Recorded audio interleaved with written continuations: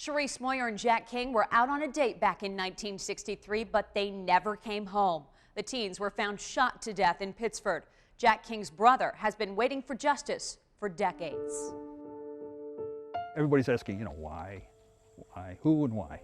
Jim King was a student at the University of Rochester when his younger brother Jack was murdered. He came home one weekend and he got the news. Something's happened, and I think Jack's been killed. Jack was just 1 year younger than Jim. We were buddies. They shared a room when they lived here in this Geneseo home. Does it bring back memories being here at the house?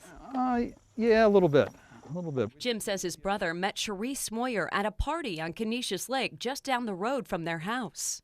They were on the date, they were on their way home, and probably somebody who knew Shari was not happy with the fact that she was out with my brother. And that's what I think happened. The bodies of Jack and Shari were found near Rondequoit Creek in Pittsford off Jefferson Road. They were lying next to each other near the King family Chevrolet Bel Air. This is film footage of the car being examined by deputies back in 1963. These two reddish stains are being extracted. Mr. King was shot twice in the lower body and once in the head. And Miss Smoyer was shot twice in the torso and then hit in the head with some sort of blunt object. And cars would come back here? Yes, cars would come back here. This was a frequent hangout for teenagers.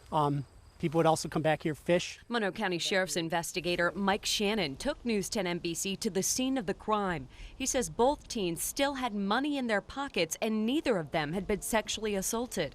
It makes you wonder if this was more personal than we'd like to think. It looks like he was, had made a move to defend her and got shot for it. She's the one that got, the worst of the deal. Right. So, wrong place, wrong time for your brother? Yeah, mostly. News 10 NBC obtained pictures of key evidence never seen before. A bullet and casings recovered at the scene. The bullet casings indicated, as we suspected that they would, but they were all from a .45 automatic. There was a question as to whether it was automatic or a revolver, but this is definite now. They are from an automatic. Smoyer and King were shot with a .45 caliber handgun. A witness reported seeing a man with them around 2:30 in the morning on Route 96. Here's then Monroe County Sheriff Albert Skinner.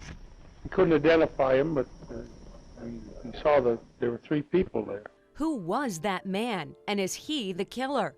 Back in 1963, deputies recovered plenty of evidence from the King Chevy. We picked up some partial, what we call latent prints, and a palm print on the car. And they're being analyzed now. But whoever killed Jack and Shari has never been caught. It would be nice to know who did it and why. We're not interested in revenge or, prosecutions or anything like that. It's really just knowing. Anyone with information on this double murder is asked to call Crime Stoppers. That number is 585-423-9300. To see part 1 of this story, go to WHEC.com and click on Inside the Evidence. Nikki Runn, News 10 NBC.